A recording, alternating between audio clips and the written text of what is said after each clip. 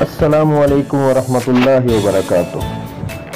اچھے اور برے ساتھی، جب اللہ تعالیٰ کا کرم ہوتا ہے تو بندے کی زندگی میں اچھے لوگ آنا شروع ہو جاتے ہیں اور وہ اس کی سوچ کو مثبت کر دیتے ہیں۔ پھر اس مثبت سوچ سے اس کے ذریعے دوسروں کو اچھائی ملنا شروع ہو جاتی ہے۔ لالچی انسان کے پاس لالچ اتنا ہوتا ہے کہ وہ اپنے ساتھ والے لوگوں کو لالچی بنا دیتا ہے۔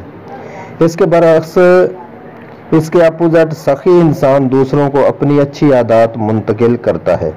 وہ خاموشی سے نصیحت کرتا ہے۔ خاموشی سے نصیحت کا مطلب یہ ہے کہ اس کا برتاؤ اتنا اچھا ہوتا ہے کہ اس کے ساتھ والے لوگ اس کو دیکھ کر، اس کی عادات کو دیکھ کر اچھے ہو جاتے ہیں۔ بعض لوگوں کے ملنے سے اندر کی کمینگی اور اندر کا عامیانہ پن جاگ جاتا ہے، جبکہ بعض لوگوں کے ملنے سے اندر کی روحانیت جاگ جاتی ہے۔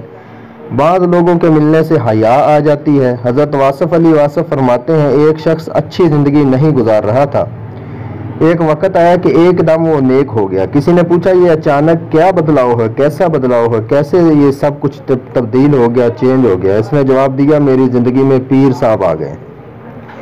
اس نے کہا، کون سے پیر صاحب آ گئے ہیں بھائی، ہمیں بھی ان سے ملاؤ۔ اس نے جواب میں کہا، میرے پیر صاحب میری بیٹی ہے، یعنی میری بیٹی میرا پیر ہے۔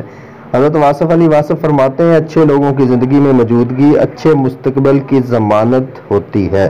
جب تک اپنے علم اور ادب کو اللہ تعالیٰ کا فضل کہیں گے یہ قائم رہے گا، لیکن جب یہ سمجھیں گے کہ یہ میرا کمال ہے تو پھر ناکامی شروع ہو جائے گی۔